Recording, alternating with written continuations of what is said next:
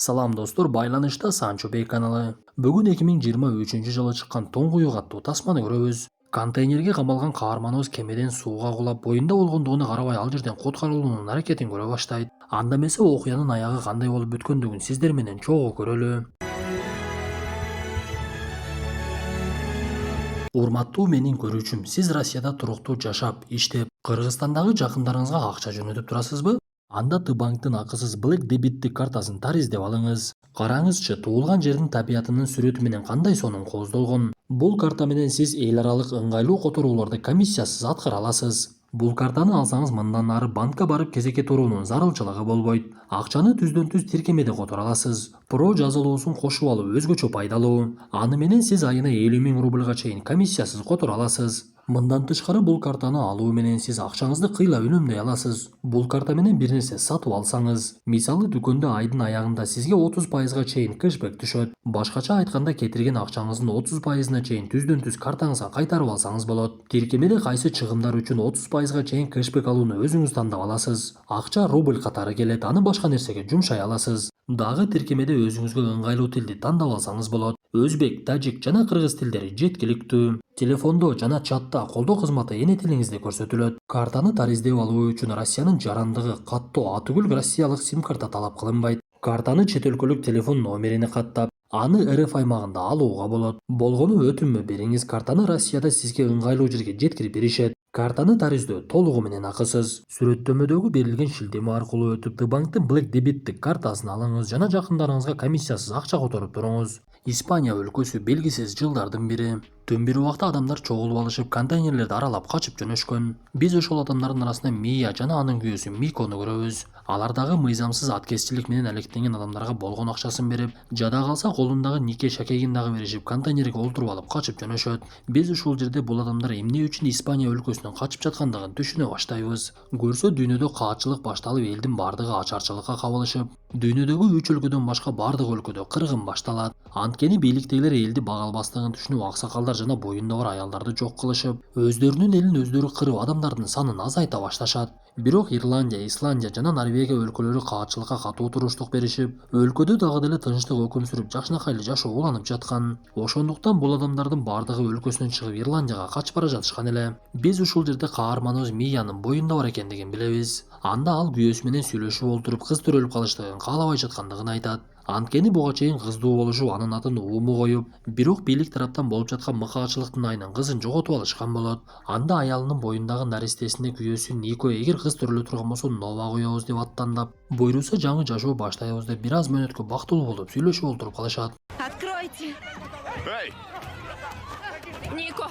Бир маал деле унаа токтоп, контейнер ачылып, анын ичине адамдар сүрүлүп түшө башташып, көрсө аткезчилер дагы адамдарды жүктөй баштаган экен. Бирок адамдар контейнерге өтө көп түшкөндүктөн аткезчилер тапанчасын атып кыйкырышып, азыр дагы башка унаа келет, эмне эле баардыгыңар бул жака тыгылып жатасыңар? Кана жарымыңар экинчи унаага түшкүлө деп аларды кайрадан контейнерден түшүрүшүп, алардын арасында Миянын күйөөсү Никону дагы түшүндүргөнгө койбой эле түшүрүп жиберишет. Ошентип контейнер жабылып, Мия эмне кылышын билбей ал жердеги кичинекей тешиктен карап, күйөөсүнүн алардын жанындагы экинчи контейнерге жүктөлүп жаткандыгын көрөт. Бир кезде каарманыбызга күйөөсү коңгуроо кылып аны сооротуп, буйруса аман эсен жетип алсак ошол жактан жолугабыз. Уюлдук аппаратта көп сүйлөшпөй эле коелу, анын кубаттуулугун сакташыбыз керек. Сен коркпой эле кой, мен жаныңда болом деп экөө коштошуп, бир кезде унаа ордунан жылып, Мия контейнердин тешигинен сырттагы болуп жаткан окуяны так эле көрө баштайт. Көрсө шаарда дагы деле тазалоо иши жүрүп, жоокерлер үйлөргө чейин кирип, аялдар менен балдарды алып чыгып кетишип, аларды атайын жасалган зымтурлуу унааларга салышып ташый башташкан. Анткени биз буга чейин билгендей адамдардын санын азайтыш үчүн аялдар менен жаш балдарды жок кылуу мыйзамы чыккан эле. Кандай болбосун каармандарыбыздын сапары уланып, алар бир нече убакыт жүргөндөн кийин унаа кайрадан токтой баштайт. Көрсө алар чек арага жеткендиктен жоокерлер токтотуп алып текшере башташыптыр. Бир кезде ал жерге Нико жүктөлгөн унаадагы жетип келип, чек ара кызматкерлери контейнерди ачышып, бирок анын ичинен жүктөн башка эч нерсе таба алышкан жок. Көрсө аткезчилер контейнерди атайын ырастап, анын бир бөлүгүн жаап коюшкан экен. Бирок чек ара кызматкери үчүн аялдардын бекинип олтурган жерин таап алыш өтө деле кыйынчылык туудурган жок. Анда ал бекинип олтургандардын жанына келип, эгер азыр өзүңөр чыкпасаңар, мен силерди атууга буйрук беремин. Ошондуктан бул жерден батыраак чыккыла, биз силерге тийишпейбиз. Болгону текшерип кое беребиз десе, бул сөздөрдү угуп жаткан Мия ал жердеги үкөктүн үстүнө чыгып алат. Анда кыздардын бири чек ара кызматкеринин сөзүнө ишенип эшикти ача коюп, бирок чек ара кызматкери убадасына турбай эле ал жердегилердин бардыгын атууга буйрук берет. Ал эле эмес, жада калса кичинекей калган кызды дагы атып өлтүрүп салышты. Кызыгы, каарманыбыз үкөктүн үстүнө билгендей эле чыгып кеткендей атуудан кийин дагы тирүү калат.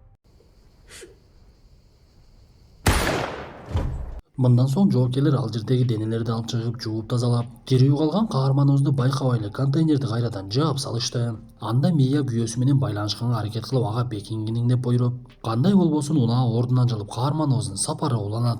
Бул убакта Мия канчалык күйөөсүнө коңгуроо кылууга аракет кылбасын, анын уюлдук аппараты такыр эле жанбай, Мия олтурган контейнер портко жеткендиги үчүн аны кемеге жүктөй башташкан. Эми каарманыбыз өлкөдөн чыгып чындап эле эркиндикке жетти окшойт.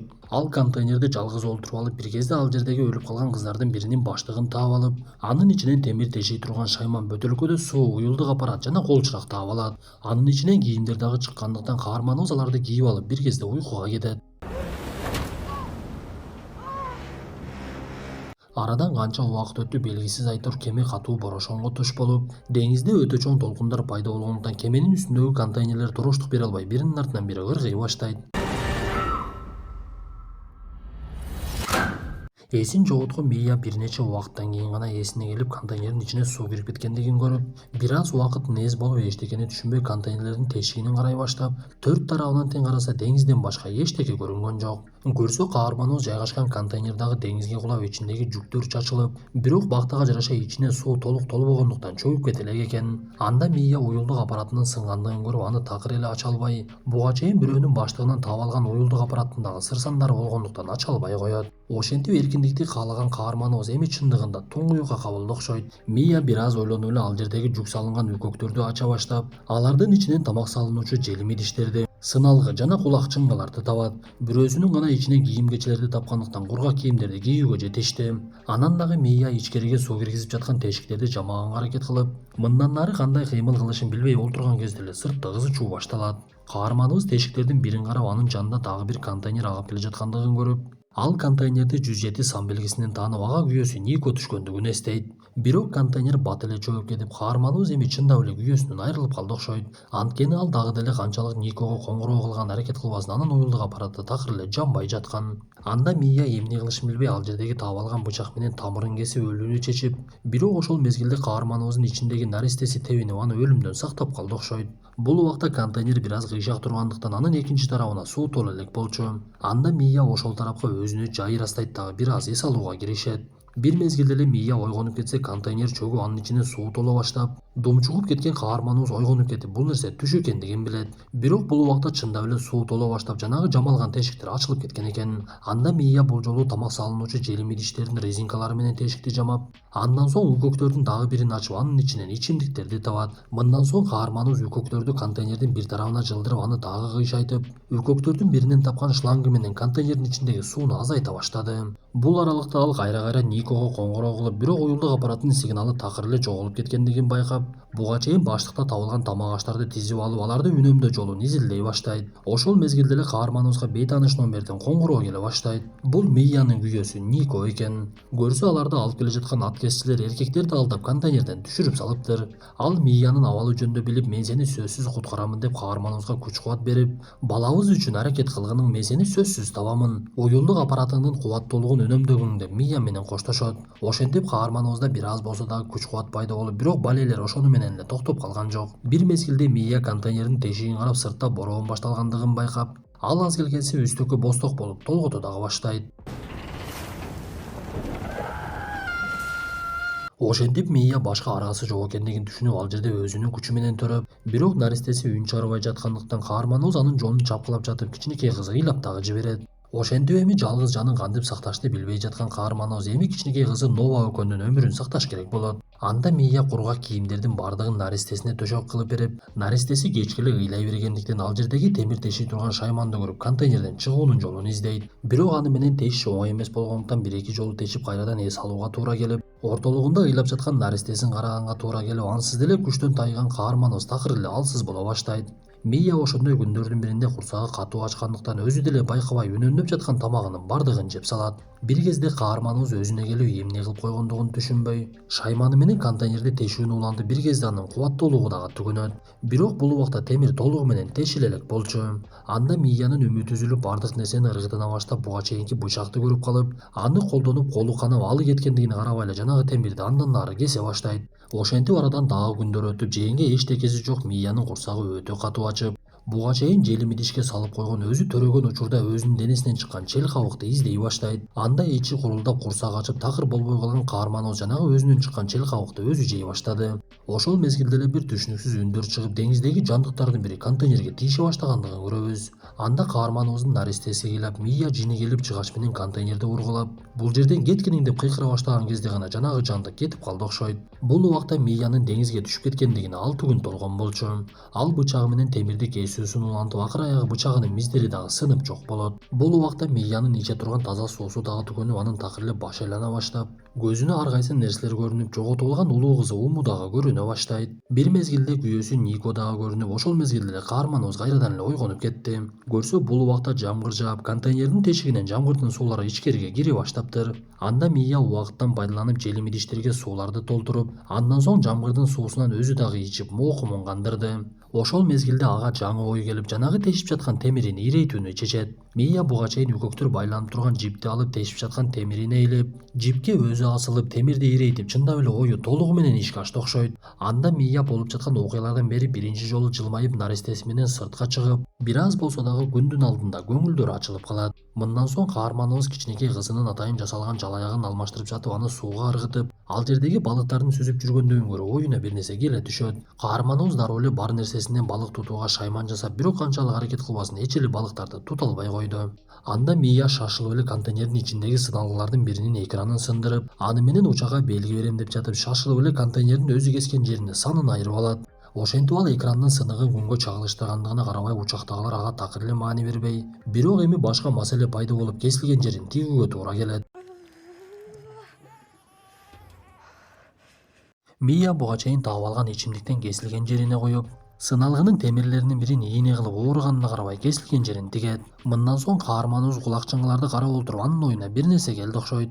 Мия дароо эле кулак чыңгыларды токуй баштап, аны балык тутууга ылайыктуу жасап, атайын баласынын жалаягын ыргытып, балыктарды өзү жакка чакыра баштайт. Ошентип анын ою ишке ашып, балыктардын бирин атайын жасаган тору менен тутуп алып, анын чийки экендигине карабай эле ушунчалык даамдуу сезилип, балыкты дароо эле жей баштайт. Ошентип каарманыбыз кандай абалга калбасын, жашоосун толугу менен эле өзүнө ыңгайлаштырып алды окшойт. Тамак жегиси келсе балык тутуп, суу ичкиси келсе жамгырдын суусун топтоп, контейнердин ичине толуп жаткан деңиздин суусун кайра чыгарып жаткан. Анан дагы кагаздарга ар кандай сөздөрдү жазып, контейнердин ичине салып, деңизге ыргытып, жакшылыктан үмүтүн үзбөй, кызын дагы жакшы карап, жашоосун уланта берет. Зериккен учурда наристеси менен сүйлөшүп, ага үй бүлө мүчөсүнүн сүрөттөрүн көрсөтүп, алар менен тааныштырып, күйөөсү, чоң энеси жана улуу кызы Умунун сүрөтүн көрсөтөт. Ал ушул жерде Уму жөнүндө айтып берип жатып, биз каарманыбыз чоң кызын кантип жоготуп алгандыгын түшүнөбүз. Көрсө, өлкөдө бул окуялар башталган мезгилде адамдар үйлөрүнөн чыкпай бекинип жашашып, Мия дагы кызы Уму экөө үйдөн такыр эле чыкчу эмес экен. Бирок күндөрдүн биринде Нико тамак ашка кетип, бирок такыр эле кайтпай жаткандыктан Уму эшикке чыккысы келип, апасынан кайра сурана бергендиктен Мия аны эшикке алып чыгып жөнөйт. Бирок арадан көп өтпөй эле жанагы атайын жоокерлер келип Умуну алып кетип калышыптыр. Өкүнүчтүүсү, Мия дагы Нико дагы кызынын өлүк же тирүү экендигин билишпей, Мия ушул убакка чейин кызынын жоголушуна өзүн күнөөлөп жүрөт экен. Ошентип арадан 12 күн өтүп, каарманыбыз канчалык сууну контейнердин ичинен чыгарганга аракет кылбасын, суу көбөйгөндөн көбөйө берет. Анда Мия кызын алып айласы кетип, эки жагын карап, эмне кылышын билбей турган кезде уюлдук аппаратында сигнал пайда болуп, коңгуроо келе баштайт. Көрсө, бул жолу дагы Нико коңгуроо кылыптыр. Ал Мияга өкүнүчтүү кабарын айтып, мен сенин артыңан барууга болушунча аракетимди кылдым. Бирок мени контейнердин ичинен таап алышып, мен качып бара жатып жарадар болуп калдым. Ошондуктан өтө көп кан жоготтум, сени менен коштошууга коңгуроо кылып жатамын. Мени кечирип кой, Мия, мен сени куткара албадым. Аракетимден жыйынтык чыкпады десе, Мия сүйүнчүлүп кыз төрөгөндүгүн айтып, бирок экөө көпкө сүйлөшө албай эле уюлдук аппаратынын кубаттуулугу түгөнүп калат. Ошентип эми Миянын үмүтү такыр эле үзүлө баштады окшойт. Кантсе да арадан дагы көптөгөн күндөр өтүп, 26-күнгө чейин жетип келип, суу контейнерге дээрлик толугу менен эле толуп калып, Мия куткарылуунун башкача жолун издей баштаган. Ал желим ириштерди бириктирип алардын үстүнө чыгачты байлап, аны кичинекей кайык сыяктуу кылып ошо менен сүзүп кетүүнү мерчемдей баштайт. Ошентип даярды көрүп жаткан кезде эле алардын жанына чайка учуп келип кайрадан учуп кеткендигин көрөт. Бул дегени каармандарыбыз жээкке жакындап калды деген сөз болчу. Анда Мия кубанып эле куткарылууга үмүтү бар экендигин түшүнүп кызына куш кабарын айтып, майда чүйдөсүн алып сүзүп кетүүнү мерчемдеп, бул убакта суу толугу менен толуп калган контейнердин ичине кайрадан түшөт. Ошол маалда эле контейнердин жамалган тешиктери ачылып, ал тереңдикке чөгө баштап, үстүдө калган наристе атайын жасалган кайык менен агып жөнөйт. Мия болсо чөгүп бара жаткан контейнердин ичинен чыгууга аракет кылып, бир кезде буту иленип, аны кесип чыккыча контейнер бир кыйла эле суунун ылдыйына түшүп кетет. Бирок каарманыбыз суунун үстүнө чыккандыгы менен бул убакта караңгы кирип калгандыктан кызын таппай, эки жакты карап такыр эле наристенин кайыгы көрүнбөйт. Бир мезгилде наристеге суу чачырап ал ыйлап жибергенде гана каарманыбыз анын кайда экендигин билип, бактыга жараша кичинекей Нованы аман эсен таап алды. Ошентип эми каармандарыбыздын сапары сууда уланып, Мия өзүнө өзү күч кубат берип, кызы менен сүйлөшүп, биз бир аз дагы чыдашыбыз керек, бул окуяны сөзсүз адамдарга айтып беребиз. Бирок бизге эч ким ишенбесе керек, кандай болбосун кызым, сен мени өлүмдөн куткарып калдың. Эгер сен болбогондо мен эч ак эле жеңилмекмин, сен үчүн гана жашадым. Буйруса куткарылабыз кызым деп дагы деле жакшылыктан үмүтүн үзгөн жок. Что это? Биз ошол мезгилде каармандарыбыздан бир топ алыс жерден ирландиялык балыкчы үй бүлөнү көрөбүз. Алар чайкалардын түшүнүксүз бир нерсени айланып жүргөндүгүн байкашып, дароо эле ошол жака айдашып, сууда кичинекей наристенин агып жүргөндүгүн көрүшүп, аны дароо эле куткарып алышат. Бирок бул адамдар кичинекей наристенин деңизде кантип пайда болгондугун түшүнбөй, бир кезде байланган жипти көрүшүп, ал жипти тарта башташып, бул убакта чөгүп кеткен каарманыбыздын колуна байлангандыгын көрүшөт. Мындай учурда деңизде көп жүргөн балыкчылар биринчи жардамды бергенди билишет болчу. Ошондуктан балыкчы кыз каарманыбызга жасалма дем алуу жасап, аны өзүнө келтирүүгө аракет кылып, бактыга жараша аракетинен майнап чыгып, Мия бир кезде суу жутуп эле өзүнө келе түшөт. Ал дароо эле менин наристем кайда деп кичинекей Нованы кучагына кысып, өзүнө толук келе албай, эки жагын карап, бир топ убакыттан кийин гана өзүнө келип тирүү калгандыгын түшүнөт. Ошентип акыры жакшы бүтүп, ушундай мүнөттөр менен тасмабыз дагы аягына чыгат. Достор, тасма жакса мыкты белгисин басып, оюңуздарды сөзсүз калтыра кетиңиздер. Анда эмесе кийинки тасмадан жолугушканча ден соолукту жакшы карап, жакшылыктан эч качан үмүтүбүздү үзбөйлүчү.